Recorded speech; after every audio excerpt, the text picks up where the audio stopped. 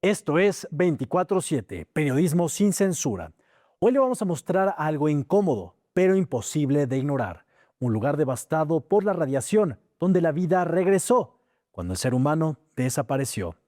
Un país que alberga a una de las mayores riquezas naturales del planeta, pero que está en riesgo. Nos referimos a las abejas. Y un negocio que cruza fronteras todos los días. La segunda parte de la investigación acerca de la basura que sale de Estados Unidos y termina en México, dejando ganancias para unos y consecuencias graves para otros. Tres historias que no solo informan, exponen, cuestionan e incomodan. Porque aquí no venimos a suavizar la realidad. Soy Sebastián Maussan. Comenzamos.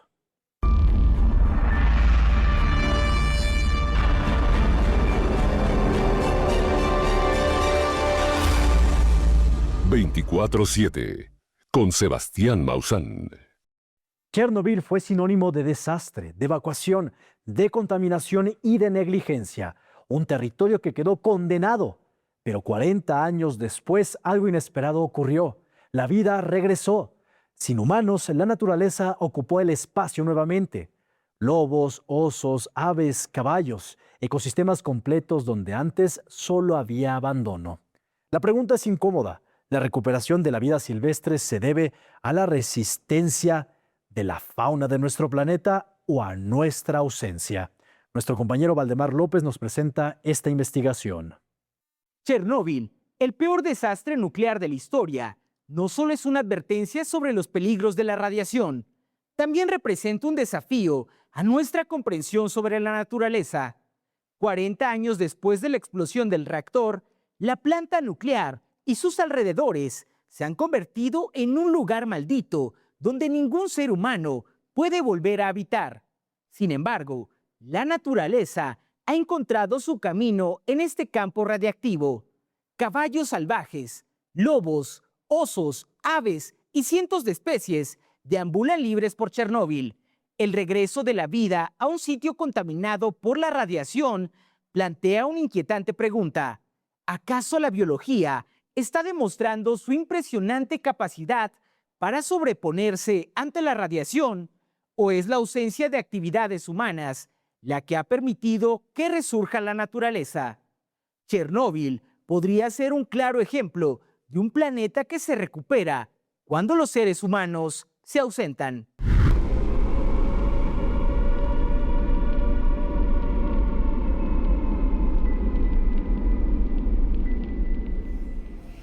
El 26 de abril de 1986, el mundo se estremeció con la explosión del reactor nuclear de Chernóbil, condenando a esta planta nuclear y al pueblo cercano de Pripyat a permanecer abandonados por milenios. Los edificios, las casas, las calles permanecen en silencio desde entonces. El impacto de la radiación fue brutal. Los primeros afectados fueron el personal de la central nuclear, los bomberos que acudieron al incendio y los habitantes que observaron la explosión desde el llamado Puente de la Muerte, un puente elevado que recibió dosis letales. Aunque la zona del desastre nuclear sigue siendo peligrosa para los humanos por la presencia de elementos radiactivos como el cesio-137, al mismo tiempo, Chernóbil se ha convertido en la mayor reserva natural no planificada de Europa. Lobos, osos, caballos salvajes, cientos de aves y otras especies han repoblado el lugar. 40 años después del mayor accidente nuclear de la historia, ¿qué es lo que ha sucedido? ¿Cómo es posible que la zona siga contaminada, pero la naturaleza ha reclamado lo que la humanidad abandonó? Esta recuperación ecológica plantea una interesante paradoja. ¿Acaso la naturaleza ha desarrollado una impresionante resiliencia ante la radiactividad o ha sido la ausencia de las actividades humanas el factor clave para que la naturaleza vuelva a resurgir? ¿Qué pasa cuando el ser humano desaparece? La madrugada del 26 de abril de 1986, en la planta nuclear de Chernóbil, en lo que entonces era la Unión Soviética, hoy Ucrania, el reactor número 4 explotó. La explosión liberó una cantidad de material radiactivo equivalente a 400 veces la bomba atómica de Hiroshima. La nube radiactiva contaminó el 40% del territorio europeo. Más de 350,000 personas fueron evacuadas. El mundo catalogó a Chernóbil como un lugar maldito. Nadie podría volver jamás. El gobierno soviético estableció una zona de exclusión de 30 kilómetros alrededor de la planta nuclear y declaró que esta tierra no volvería a tener actividad humana por miles de años. Pero 4 décadas después, la zona de exclusión de 4.500 kilómetros cuadrados entre Ucrania y Bielorrusia se ha convertido en la mayor reserva natural no planificada de Europa. Hoy los lobos caminan por sus calles, los osos duermen en sus bosques y los caballos salvajes corren por prados radiactivos. Con una superficie más grande que cualquier parque nacional de Europa Occidental, la zona de exclusión de Chernóbil se ha convertido en uno de los ecosistemas más activos del continente. No porque la radiación haya desaparecido, sino porque el ser humano sí lo hizo. Hoy la zona de exclusión alberga la mayor densidad de lobos de toda Europa.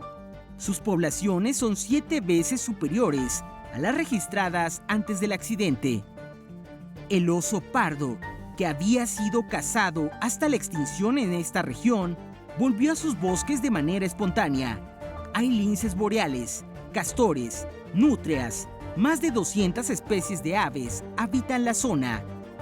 Además, han regresado los caballos salvajes de Przewalski. Este animal, originario de Mongolia, estuvo al borde de la extinción. En 1998, un grupo de ejemplares fue introducido a Chernóbil como experimento y hoy se reproducen en libertad. Pronto se cumplirán casi 30 años desde que el caballo de Przewalski habita en la zona de exclusión. Para ser precisos, han pasado 28 años. Fueron reintroducidos en 1998. Se trajeron varias decenas de ejemplares y ahora hay entre 120 y 140, según distintas estimaciones. ¿Cómo es posible que un territorio marcado por la peor catástrofe nuclear de la historia se haya convertido en un refugio de vida salvaje? La respuesta, según múltiples investigadores, no está en la biología de la radiación, sino en la ausencia humana. Con la evacuación, desaparecieron la agricultura intensiva, los pesticidas, la caza, las carreteras activas, la expansión urbana. Todo lo que fragmenta hábitats, reduce el alimento disponible y altera los ciclos de reproducción. Si tomamos un periodo de 40 años, ha habido cambios importantes en la naturaleza aquí, y en su mayoría han sido positivos.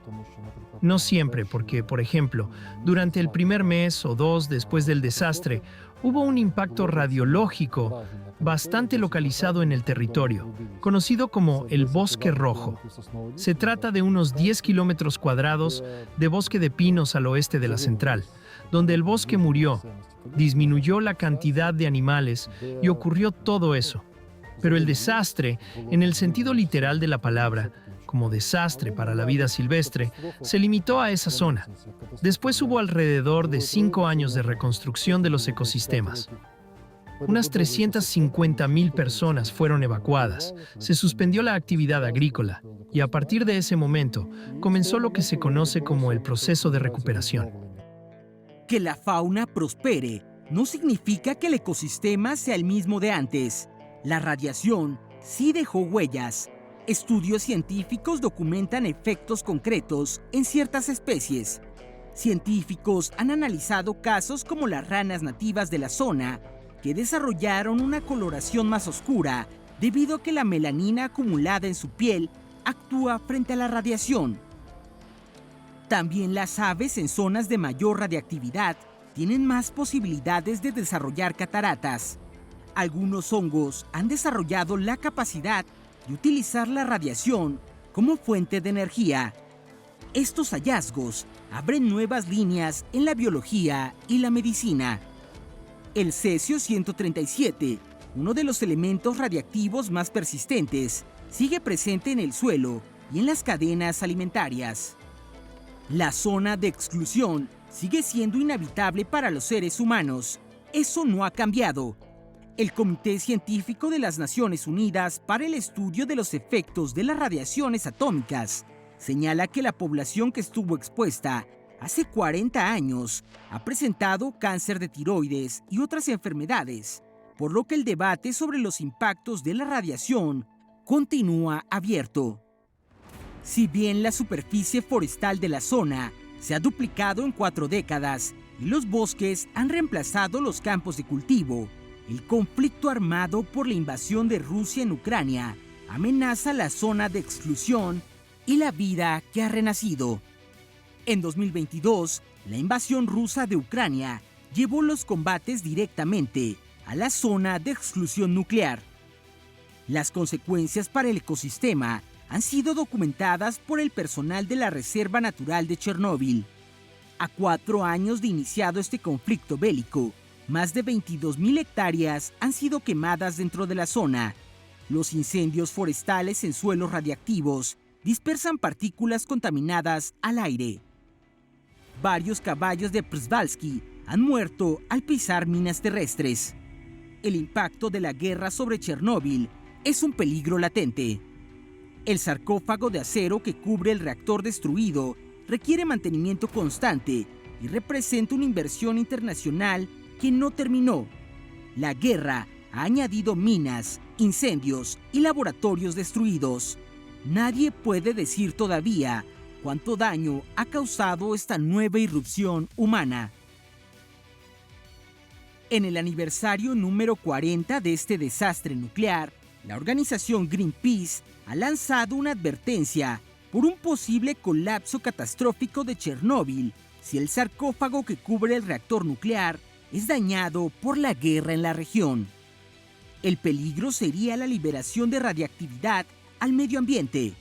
Desde 2022, Ucrania ha acusado a Rusia de atacar repetidamente la zona de Chernóbil, incluido un bombardeo que atravesó el sarcófago de contención en 2025. Esto aumenta el riesgo de liberación de radiactividad en el medio ambiente, especialmente en el caso de un colapso. Eso sería catastrófico, porque hay 4 toneladas de polvo altamente radiactivo, pellets de combustible, enormes cantidades de radiactividad dentro del sarcófago. Y debido a que el nuevo confinamiento seguro no se puede reparar en este momento, no puede funcionar como fue diseñado, existe la posibilidad de liberaciones radiactivas. Aquí estamos 40 años después, y Rusia todavía está llevando a cabo efectivamente una guerra nuclear contra el pueblo de Ucrania y Europa. Todavía hay misiles de los rusos que se están disparando a través de Chernóbil. La recuperación ecológica no debe verse como un mensaje de que la energía nuclear es segura. Lo que muestra Chernóbil es otra cosa. ¿Cuánto peso tiene el ser humano sobre la naturaleza, cada día, en cualquier lugar del mundo? Por 4º año consecutivo, cargamos con la militarización de la zona. Tenemos además el problema de los drones Shahed, que suelen caer aquí, provocando incendios forestales y contaminando la cobertura del suelo y todo lo demás. Por un lado, es una situación a la que tenemos que adaptarnos. Por otro, esa misma influencia militar está siendo estudiada por especialistas en nuestra reserva, quienes señalan que esto se ha convertido casi en un laboratorio, no solo de radiación, sino también del impacto militar. La enseñanza que ha dejado Chernóbil a 40 años no es solamente acerca de la energía nuclear, es sobre la misma actividad humana.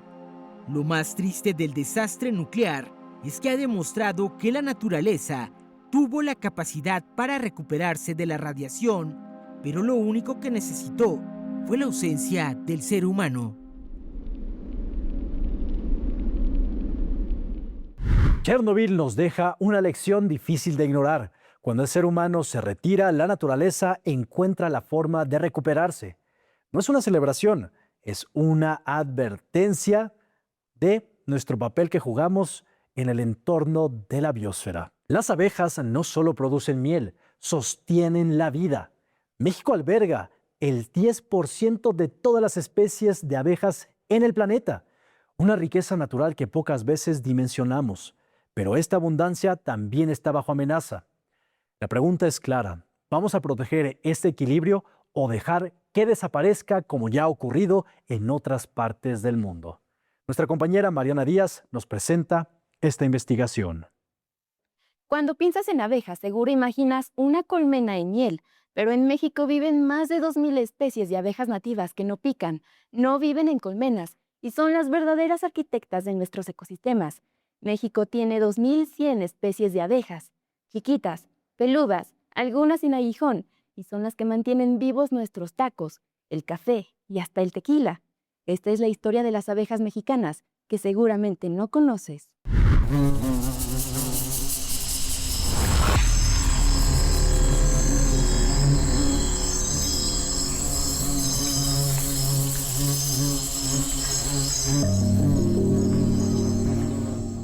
México es un arca vibrante para las abejas.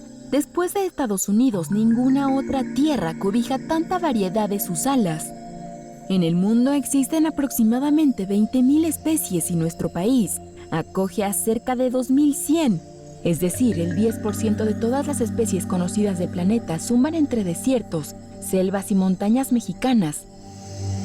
Las abejas nacieron hace aproximadamente 130 millones de años, cuando antiguas avispas depredadoras cambiaron la caza por las flores y comenzaron a tejer el pacto secreto entre el polen y la vida. Mucho antes de que los seres humanos aparecieran sobre la faz del planeta, ya existían las abejas. El ejemplar más antiguo fue encontrado hasta ahora en una abeja fosilizada que vivió hace más de 100 millones de años y fue encontrada en Myanmar, anteriormente conocido como Birmania. Este diminuto insecto de 2 milímetros exhibe características intermedias entre avispas y abejas modernas, confirmando la evolución de las abejas a partir de avispas depredadoras.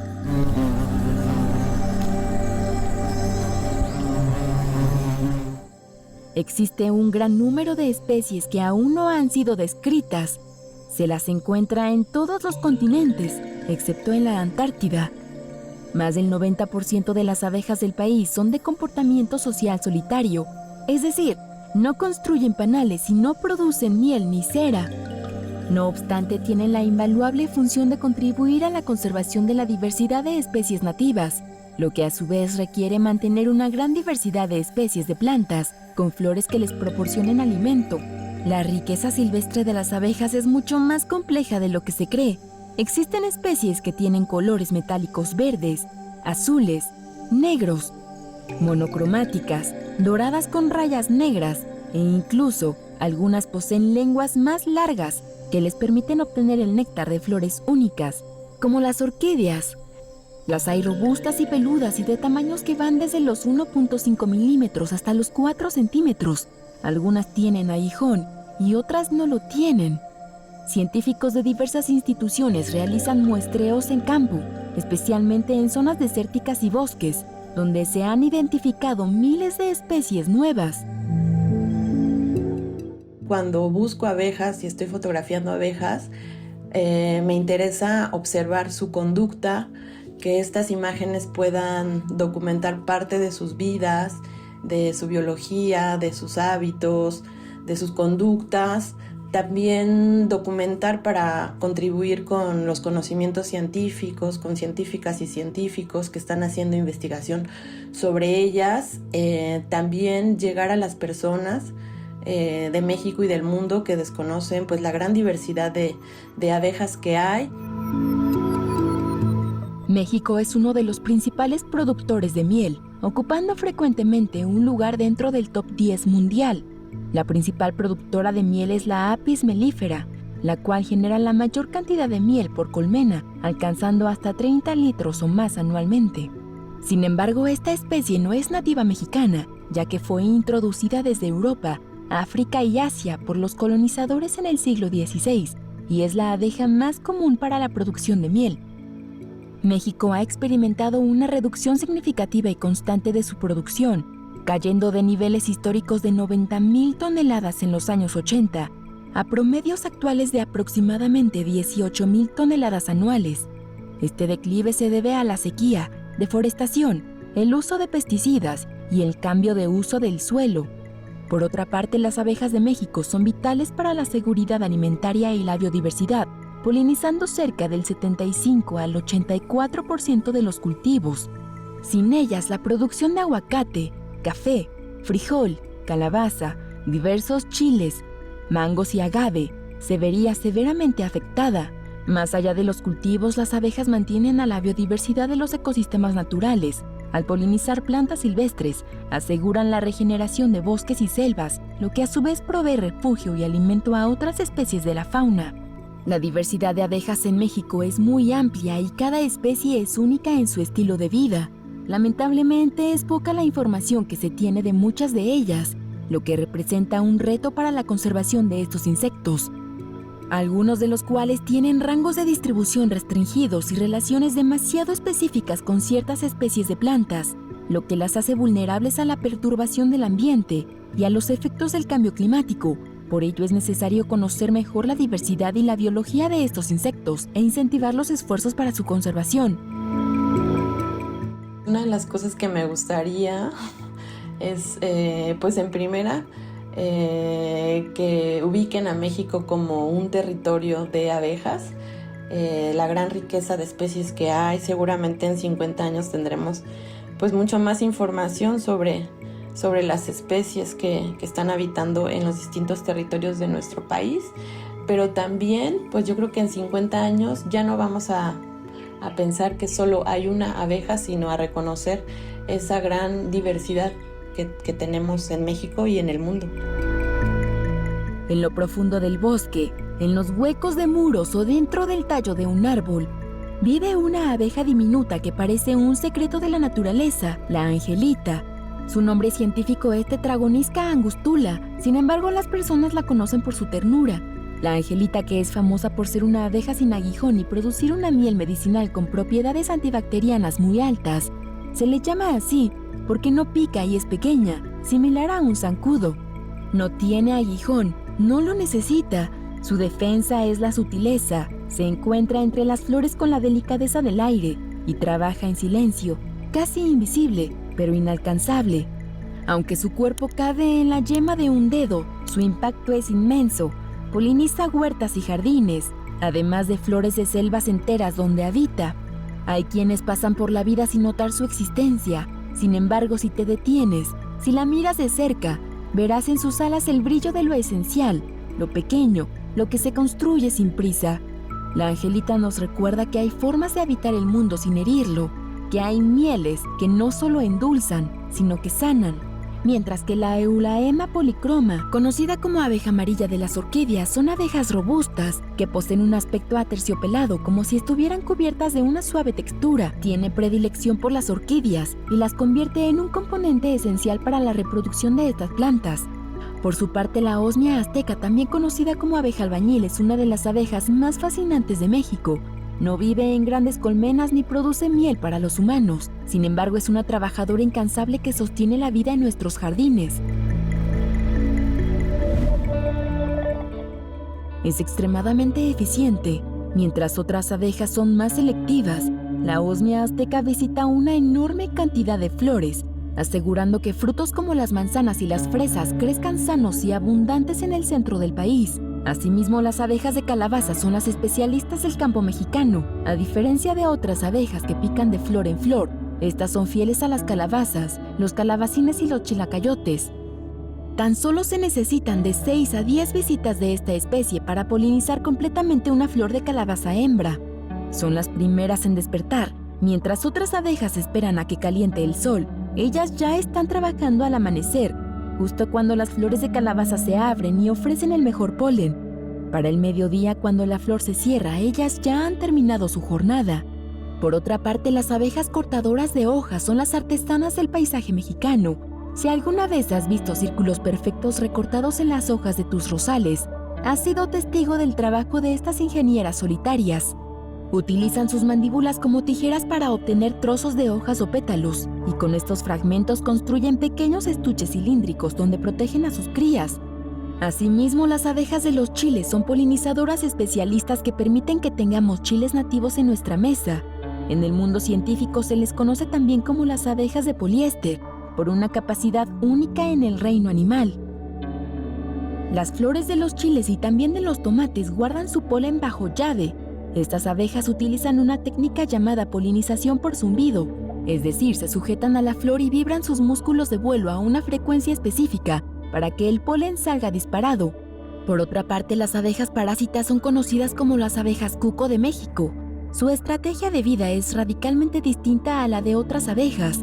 No trabajan recolectando alimento, no construyen sus propios hogares ni recolectan polen.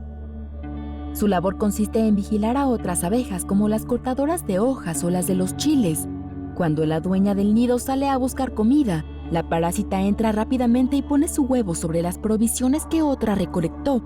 Como no necesitan recolectar polen, han perdido el vello corporal. En su lugar tienen un exoesqueleto muy duro y resistente, casi como una coraza.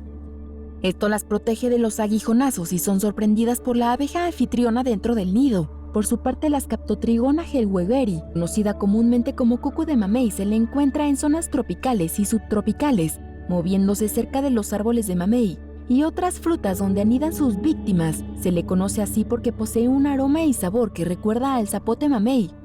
Estas son tan solo algunas de las maravillosas especies que nos proporciona México. Sin embargo, desde el siglo pasado se ha visto una dramática y grave reducción de las poblaciones de abejas silvestres en todo el mundo. Algunas están en gran declive y otras se encuentran en peligro de extinción. Desde el punto de vista de legislación, pues uno de los principales vacíos es que la protección se ha centrado exclusivamente en especies manejadas, mientras que las abejas silvestres han recibido poca atención. No existe, pues, hasta la fecha, marcos regulatorios suficientemente específicos que evalúen el impacto de los plaguicidas sobre abejas nativas. En los últimos años la investigación ha avanzado para entender cómo los plaguicidas, en particular los insecticidas del grupo de los neonicotinoides, afectan a los polinizadores, que algunos insecticidas no solo causan mortalidad, sino que también pueden tener efectos subletales, como la reducción de la movilidad y en la capacidad de vuelo, lo que puede disminuir posteriormente para recolección del alimento. Las abejas y otros polinizadores como las mariposas, los murciélagos y los colibríes están cada vez más amenazados por los efectos de la actividad humana. En el caso específico de las abejas, su rol con respecto al equilibrio ecológico es clave. Dado su relevante papel en la polinización, la pérdida de biodiversidad que sobrevendría si las abejas desaparecieran o se vieran minimizadas significaría una catástrofe ambiental. Es nuestro deber proteger a las abejas y al resto de polinizadores.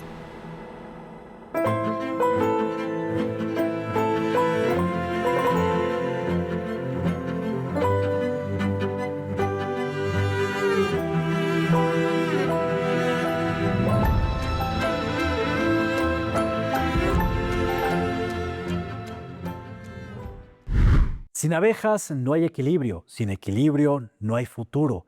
Lo que está en juego no es una especie, es el sistema que sostiene la vida de todos. Vamos a un corte, pero no le cambie, porque lo que sigue es de gran importancia de nuevo para los mexicanos. La segunda parte en la investigación de la basura que estamos recibiendo de los Estados Unidos. Literalmente nos hemos convertido en el vertedero de los estadounidenses. ¿Quién se beneficia de esto y quiénes son los afectados? La basura no desaparece, se mueve.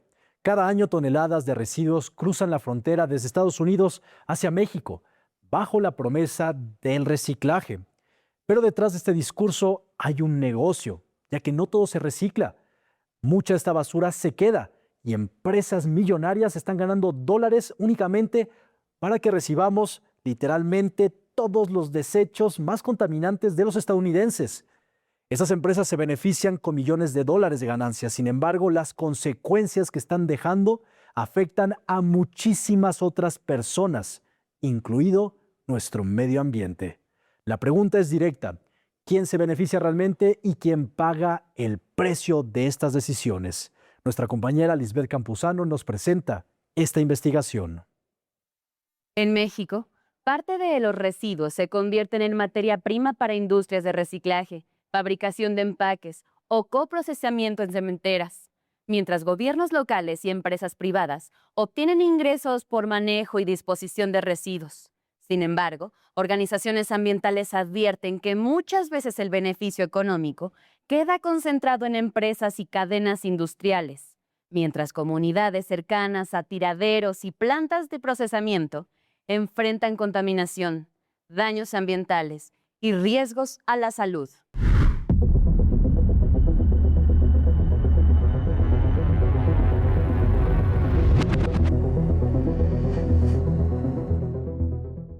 La basura cruza la frontera todos los días.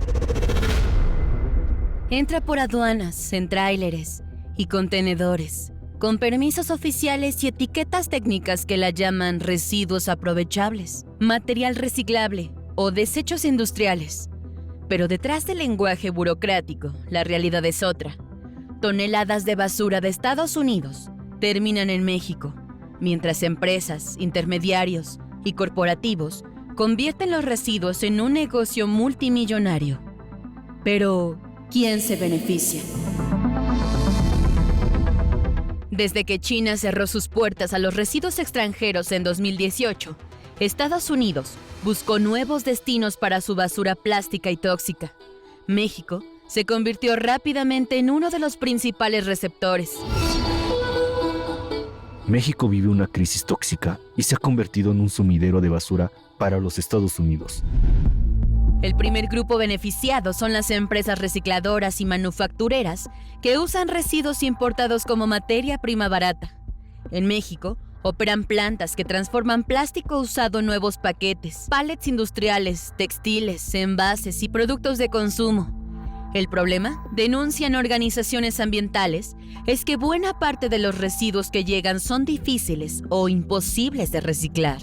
Una de las compañías señaladas por organizaciones ambientalistas es Direct Pack Recycling, instalada en Mexicali, Baja California. Greenpeace denunció que esta planta procesa residuos PET provenientes de Estados Unidos, utilizando tecnologías cuestionadas por su alto consumo de agua y potencial contaminación. Detrás del financiamiento aparecen gigantes globales agrupados en la coalición The Recycling Partnership, integrada por empresas como Coca-Cola Company, Nestlé, Walmart, Danone y PepsiCo. Estas compañías necesitan enormes cantidades de plástico reciclado para cumplir metas ambientales y mantener su producción. Y México presenta mano de obra más barata, regulaciones más flexibles y costos menores de procesamiento. Ahora nos trasladan plantas de reciclaje con tecnologías que ya no son aceptadas en Estados Unidos. La basura mueve dinero antes incluso de ser reciclada. Empresas de logística, transportistas, importadores y comercializadores obtienen ganancias trasladando residuos desde Estados Unidos hacia territorio mexicano. En muchos casos, el material entra bajo esquemas comerciales favorecidos por acuerdos internacionales como el TEMEC. Investigaciones periodísticas han revelado que además de Monterrey, se ha convertido en uno de los principales destinos de residuos peligrosos estadounidenses, incluyendo polvos tóxicos de la industria acerera, baterías usadas y solventes industriales. El problema es que el beneficio económico no siempre se traduce en bienestar para las comunidades cercanas. En zonas donde operan recicladoras y plantas de tratamiento, se han detectado preocupaciones por contaminación del aire, agua y suelo, además de presencia de metales pesados. Las grandes marcas y la economía verde. Otro beneficiado es el discurso corporativo de sustentabilidad. Muchas multinacionales presumen que sus envases contienen plástico reciclado o que impulsan la economía circular. Sin embargo, activistas sostienen que parte de esa sustentabilidad depende de trasladar los costos ambientales a países como México. Empresas vinculadas a la industria del reciclaje aseguran que el procesamiento de residuos genera empleos y reduce la contaminación. Y en parte es cierto, miles de familias mexicanas viven del reciclaje, desde pepenadores hasta operadores industriales. Ciertas industrias que toman como materia prima estos residuos, para ellos son una materia prima, ¿no? Por ejemplo, los productores de textiles, productores de juguetes, algunas fundidoras, en fin, una serie de industrias que se han venido beneficiando a lo largo de los últimos años con esta importación de residuos. Pero organizaciones civiles advierten que el país corre el riesgo de convertirse en el patio trasero de los residuos estadounidenses, o más bien dicho, ya lo es. Donde las normas son débiles, lo que existe es contaminación legalizada. El costo real lo pagan otros.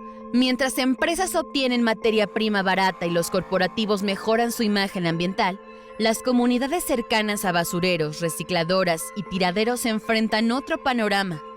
Ríos contaminados, aire tóxico, montañas de plástico, incendios en tiraderos y trabajadores expuestos diariamente a residuos peligrosos. Pero aunque parte de la basura sí logra reciclarse, otra termina enterrada, quemada o abandonada.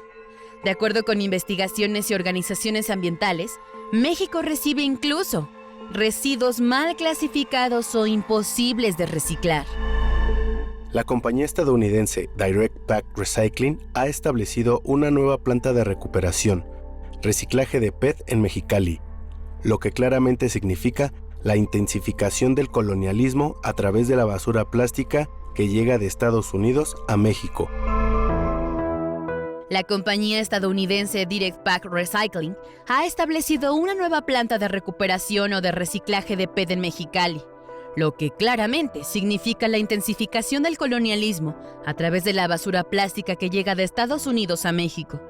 De nuevo, la basura nunca desaparece, solo cambia de lugar. Y mientras Estados Unidos reduce la presión ambiental dentro de sus fronteras, exportando residuos, México absorbe una parte del costo ecológico, sanitario y social. Sí, hay empresas que generan empleos y procesos de reciclaje necesarios.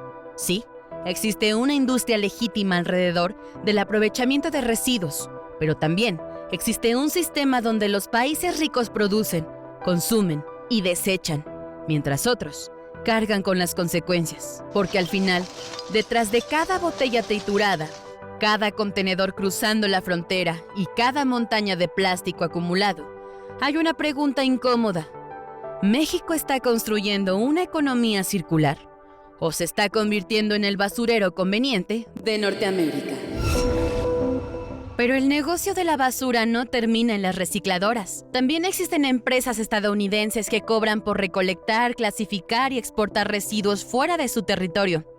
Es decir, hay compañías que ganan cuando la basura se produce y vuelven a ganar cuando logran sacarla del país.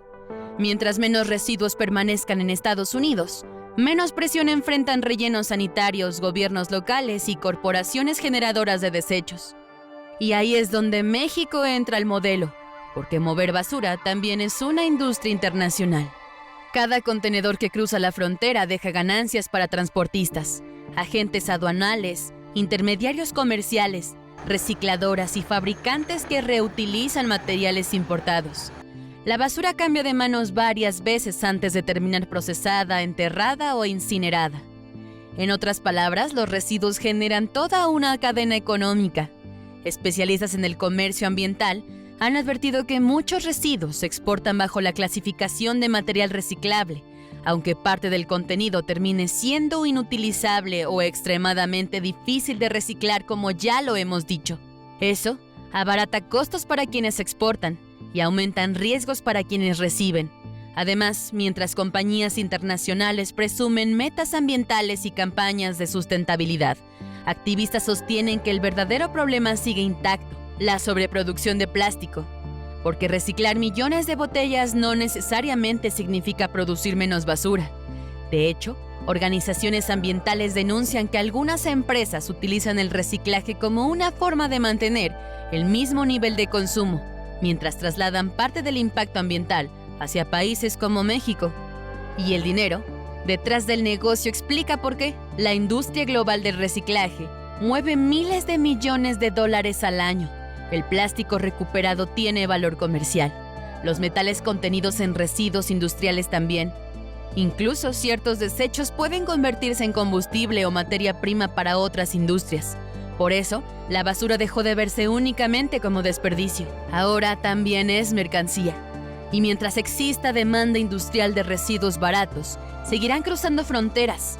El problema, advierten expertos, es que las comunidades no reciben las mismas ganancias que las empresas, porque mientras corporativos reducen costos y fortalecen cadenas de producción, habitantes cercanos a plantas recicladoras denuncian contaminación, malos olores, polvo tóxico y afectaciones ambientales.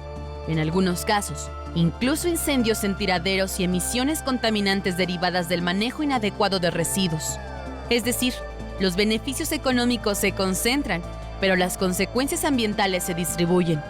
Y ahí aparece una de las críticas más fuertes de organizaciones civiles, que países desarrollados están trasladando parte de su carga ambiental hacia regiones donde operar resulta más barato. Una lógica donde las ganancias viajan hacia corporativos internacionales, mientras la contaminación se queda del otro lado de la frontera. Porque detrás del discurso del reciclaje existe una pregunta más incómoda. ¿La basura realmente se está resolviendo o simplemente se está mudando de país? Y mientras toneladas de residuos sigan cruzando la frontera todos los días, el negocio continuará funcionando. Uno donde algunos obtienen ganancias millonarias y otros reciben el humo, los desechos y la contaminación.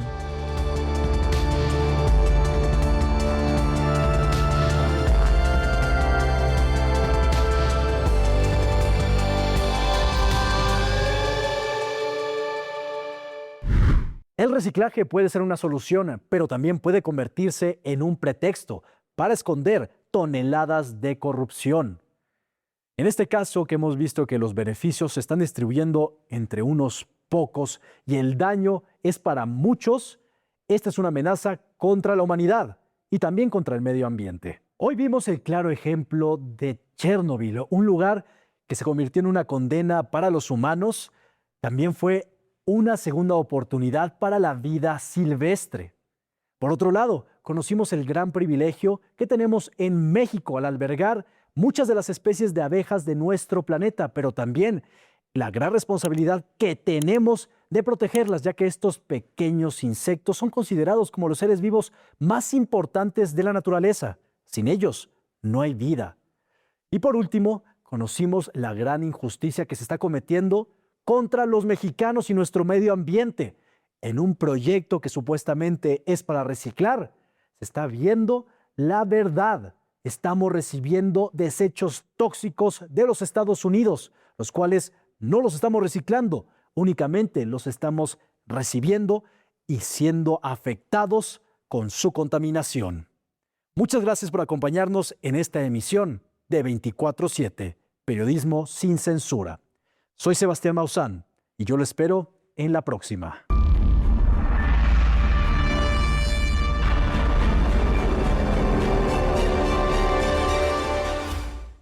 Encuentra todos los programas de Maussan Televisión en YouTube. Únete a nuestros nuevos canales: Misterio, Descubrimiento, Bienestar, Medio Ambiente y, por supuesto, sintoniza nuestra señal en vivo las 24 horas del día.